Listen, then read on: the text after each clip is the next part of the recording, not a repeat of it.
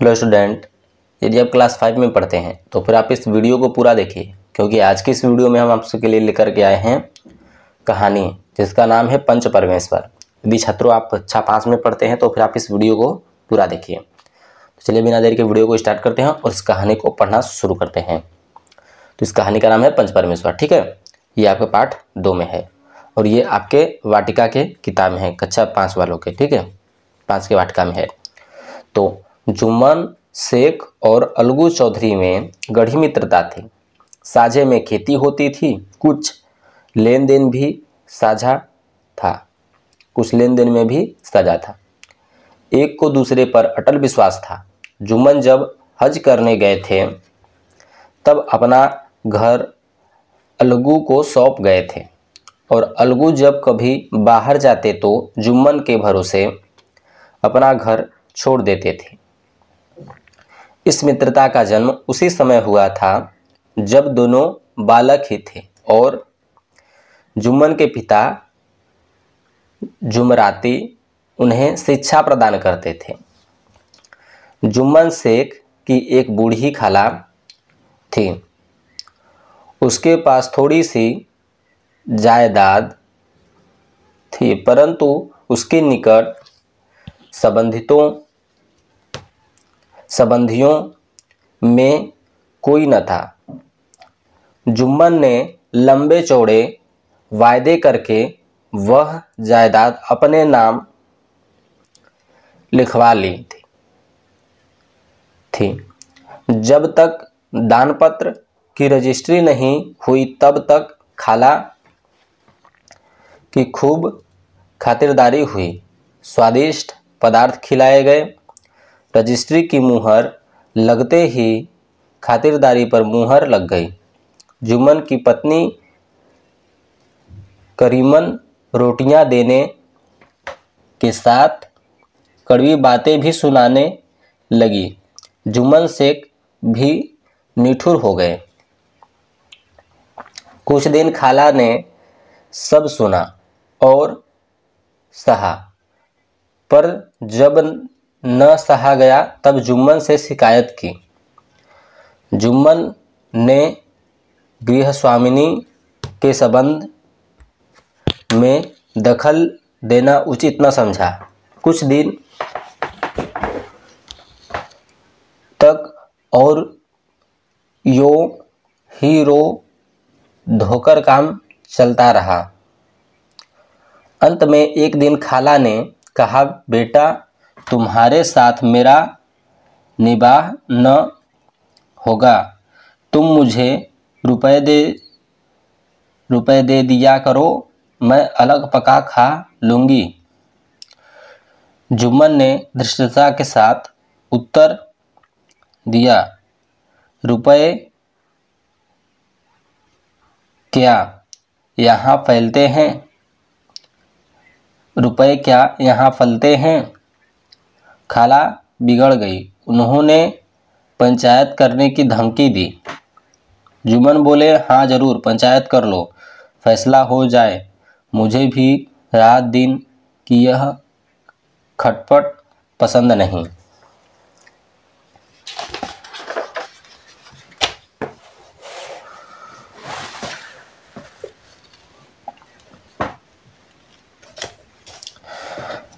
एक दिन संध्या के समय एक पेड़ के नीचे पंचायत बैठी। जुम्मन शेख ने पहले से ही सारा प्रबंध कर रखा था। पंच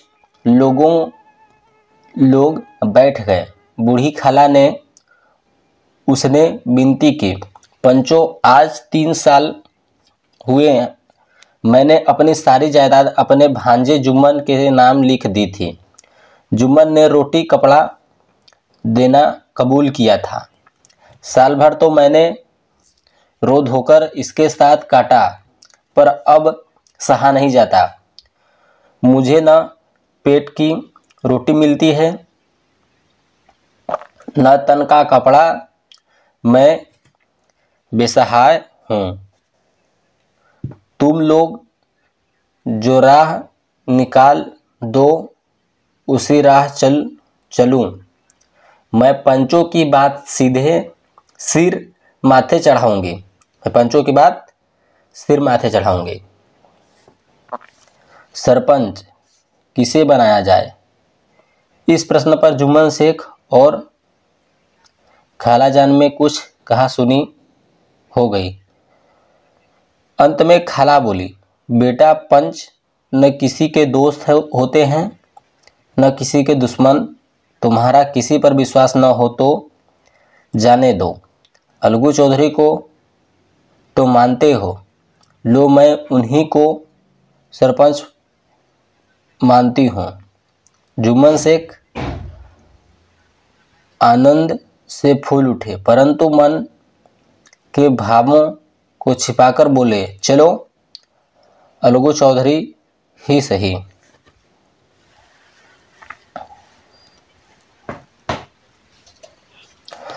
अलगू चौधरी सरपंच हुए। उन्होंने कहा, शेख जुम्मन, हम तुम पुराने दोस्त हैं, मगर इस समय तुम और बूढ़ी खाला दोनों हमारी निगाह में बराबर हो। जुम्मन ने कहा, खुदा गवाह है, आज तक मैंने खाला जान को कोई तकलीफ नहीं दी। अलगू चौधरी ने जुम्मन से जिरह शुरू की। चकित थे कि अलगू को हो क्या गया है।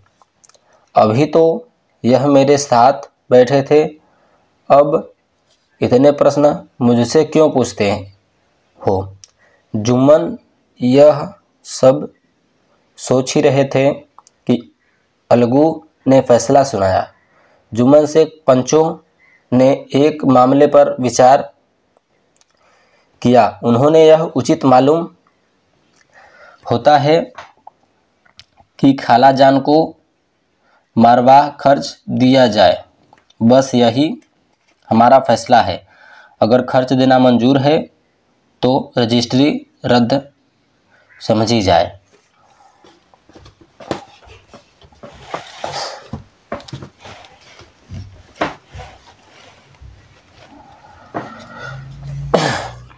फैसला सुनते ही जुम्मन सन्नाटे में आ गए। अलगू के फैसले की सभी लोग प्रशंसा कर रहे थे, पर इस फैसले को अलगू और जुम्मन की दोस्ती की जड़ हिला दी। जुम्मन को यह फैसला आठों पहर खटकने लगा। वो इस ताक में थे कि किसी तरह अलगू से बदला लेने का अवसर मिले। ऐसा अवसर जल्दी ही जुम्मन के हाथ आया। अलगू चौधरी बटेसर से बैलों की एक बहुत अच्छी जोड़ी मोल लाए थे। दैवयोग से जुम्मन की पंचायत के एक महीने बाद इस जोड़ी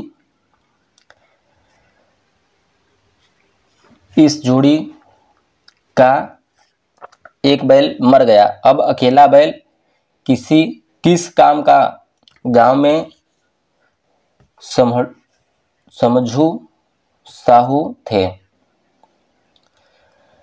उन्होंने एक महीने में दाम चुकाने का वादा करके चौधरी से बैल खरीद लिया। समझू साहू ने नया बैल पाया तो रगे दने न चारे की फिक्र न पानी की। वह दिन में 3-3 4-4 खेपें करने लगे। एक दिन साहू जी ने दूना बोझ लाद दिया। बैल ने जोर लगाया, पर वह आधे रास्ते में ही धरती पर गिर पड़ा। ऐसा गिरा कि फिर न उठा। इस घटना को कई महीने बीत गए। अलगू जब बैल का दाम मांगते तब साहुआइन दोनों ही झल्ला उठाते, कहते मुर्दा बैल दिया था, उस पर दाम मांगने चले हैं। इसी तरह कई बार झगड़े हुए पर साहू जी ने बैल का दाम न चुकाया। लोगों ने साहू जी को समझाया, भाई पंचायत कर लो, जो कुछ तय हो जाए उसे स्वीकार कर लो। साहू जी राजी हो गए तथा अलगू ने भी हामी भर ली। तो छात्रों, ये कहानी इतना तक हो चुका है। आगे की कहानी हम अगले वीडियो में पढ़ेंगे। तो अब तक के लिए इतना ही। चलिए मिलते हैं हम आपको नेक्स्ट वीडियो में।